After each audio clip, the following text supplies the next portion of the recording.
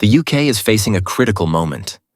Confidence in the nation's future is crumbling.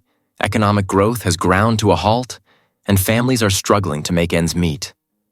Inflation has chipped away at the value of wages, while small businesses, once the backbone of the economy, are shutting down under unrelenting pressure.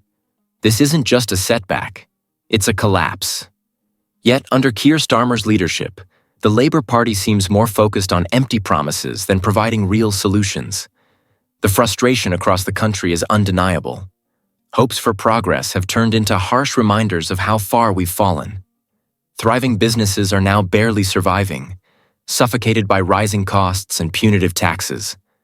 Instead of support, the government offers higher national insurance rates and layers of red tape, making it nearly impossible for small businesses to succeed. These aren't faceless corporations. They're family-owned shops, local tradespeople, and innovative startups, the heart of the UK's economy. Instead of lifting them up, they're being dragged down. Starmer's approach to this crisis has been nothing short of a disaster. He vowed to lead a government for the people, but his policies have alienated the very workers and small business owners he promised to support. The Labour Party is in disarray, riddled with internal conflicts and ideological divisions that have left it directionless. Even new MPs who should bring fresh energy are demoralized by the lack of vision. Starmer's leadership isn't just ineffective, it's harming the very citizens who counted on him. For working families, the situation is dire. Wages have stagnated, rents are surging, and basic necessities like food and energy are becoming unaffordable luxuries. Despite working harder than ever, people are stuck in a cycle of despair. This is far from the future they were promised. Instead of addressing these struggles, Labour seems more preoccupied with infighting and empty rhetoric. Leadership is absent, and solutions are nowhere to be found. Pensioners, who spent their lives building this country, are now left in the cold, literally. Heating costs are soaring, forcing many to choose between staying warm and eating. Starmer's lofty pledges to tackle energy costs and protect the vulnerable have amounted to nothing. Heartbreaking stories of elderly citizens wearing coats indoors and skipping meals reveal an unforgivable failure of leadership. This isn't just incompetence, it's a betrayal of those who deserve better. Labour's handling of housing and immigration has only deepened public discontent. The housing crisis has spiraled out of control, leaving families stuck on waiting lists and first-time buyers unable to afford homes. Under Starmer, many new housing projects appear to prioritize migrants over long-term residents, fueling frustration among the public. This isn't about xenophobia, it's about fairness. Those who have lived, worked, and contributed to this country are now feeling sidelined. Starmer's mishandling of these issues has left critics accusing him of offering nothing but contradictions and political posturing. The tax burden is crushing everyone, ordinary workers, small business owners, and pensioners alike. Instead of fairness, Labour's vision seems to involve squeezing every last penny from those already struggling. The public sees through the so-called stealth taxes and questionable policies. People are tired of being treated as cash machines for a government that gives little in return. Starmer speaks of fairness, but where is it? Who benefits from these policies?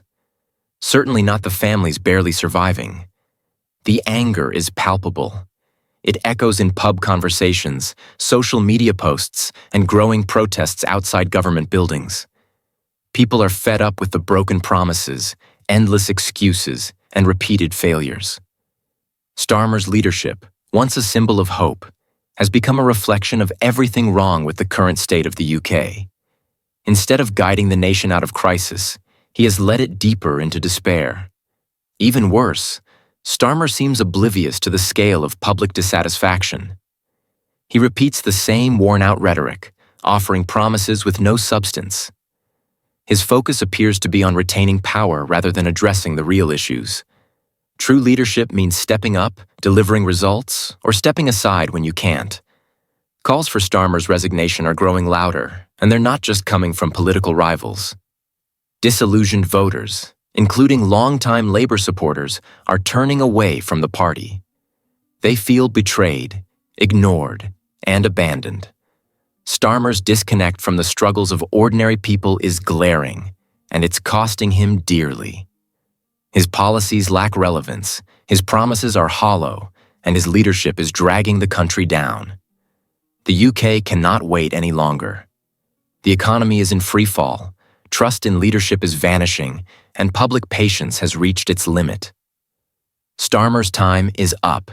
The UK's economy, once a model of resilience and innovation, now stands at the brink of collapse. The people who drive this economy, entrepreneurs, tradespeople, and everyday workers, are watching their dreams crumble under the weight of bad policies and weak leadership. The frustration isn't just about the present, it's about the shattered hope for a better tomorrow. People feel abandoned by a government that seems more interested in rhetoric than results. Every broken promise widens the gap between the leaders and the LED, turning trust into skepticism and hope into despair. One of the most glaring issues is the lack of support for small businesses.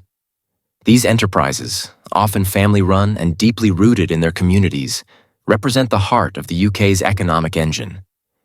Yet instead of policies that nurture their growth, they're being stifled by increased taxes, rising costs, and relentless bureaucracy.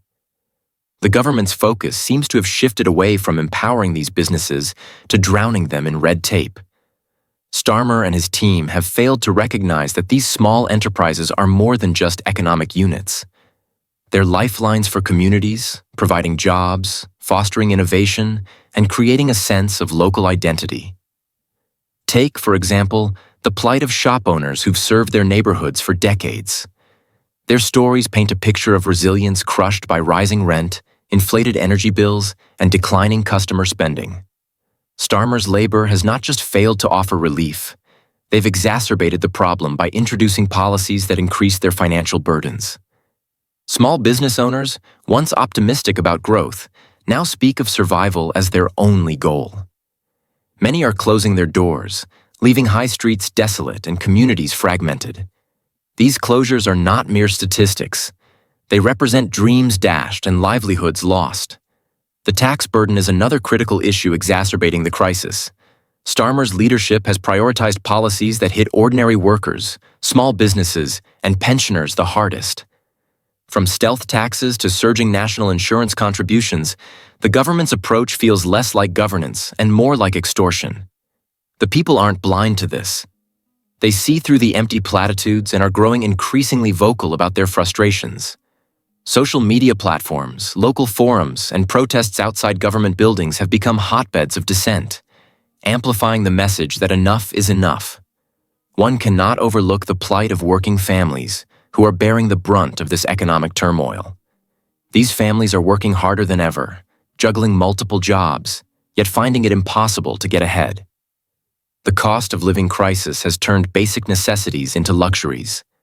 Energy bills are astronomical, food prices are skyrocketing, and rent is consuming an ever-growing share of household incomes. Despite these challenges, Starmer's labor has offered little more than vague promises and piecemeal solutions. The disconnect between the leadership and the struggles of everyday people is glaring, and it's fueling a sense of betrayal among those who once placed their trust in the party. Housing remains another flashpoint of public anger. The UK's housing crisis has been allowed to spiral out of control under Starmer's watch. Families are languishing on waiting lists, first-time buyers are being priced out of the market, and the dream of homeownership is slipping further out of reach. Meanwhile, new housing developments seem disproportionately allocated to migrants, creating a perception of unfairness that fuels resentment. This isn't a matter of xenophobia. It's about equity and prioritizing the needs of long-term residents who have contributed to the country's growth. Starmer's inability to address these concerns has left many questioning his competence and priorities. The immigration issue, while contentious, is another area where Labour's policies have failed to resonate with the public. The lack of clear, fair, and effective immigration policies has deepened divisions within communities. People are not opposed to immigration itself, but are frustrated by what they perceive as a lack of balance and planning. Instead of fostering integration and ensuring resources are available to support both new arrivals and existing residents, Labour's approach has been disorganized and inconsistent. This has only added fuel to the fire of public dissatisfaction. At the heart of this crisis is a leadership void. Starmer, once seen as a potential reformer, has failed to rise to the occasion. His speeches are filled with platitudes, his policies lack substance, and his actions betray a fundamental disconnect from the realities of life for ordinary people. Leadership is about more than just holding a position. It's about having the vision, courage, and determination to make tough decisions and deliver results.